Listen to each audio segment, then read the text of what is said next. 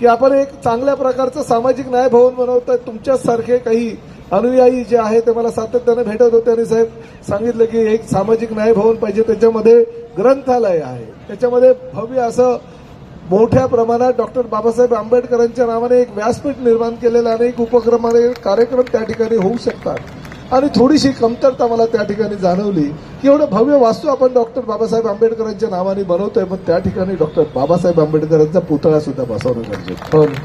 आणि त्यामुळे मी राज्याच्या सामाजिक न्याय विभागाचे जे मंत्री आहेत संजय शिरसाट साहेब, त्यांच्याकडे एक बैठक लावली आणि त्या बैठकीमध्ये त्याच वास्तूमध्ये म्हणजे न्यायालयाच्या शेजारी होणाऱ्या भव्य इमारतीमध्ये डॉक्टर बाबासाहेब आंबेडकरांचा 16 फुटाचा पुतळा पण आपण मंजूर करून घेतला आणि त्यासाठी लागणारे 1,46,00,000 रुपये सुद्धा मंजूर करून घेतले.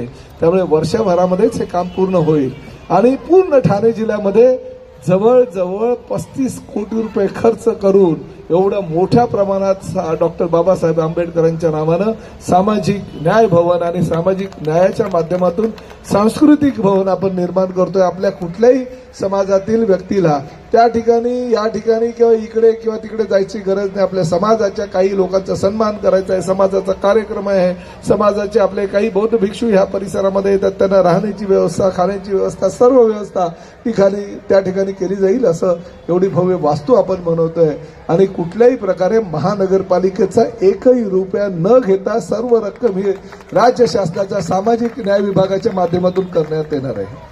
काही लोक नेहमी बोलतात अरे पैसे आम्ही देतो, तुम्ही देतो, तुमची गरज पण नाही. प्रताप सरनाईक सक्षम आहे आपल्या समाजासाठी किंवा प्रताप सरनाईकला आमदार करून देणारी जी लोक आहेत त्या लोकांसाठी काम करणं हे प्रताप सरनाईक स्वतःचं कर्तव्य समजतो आणि निश्चितपणे त्याची दखल आपण सगळ्यांनी घेतलेली याची मला खात्री आहे.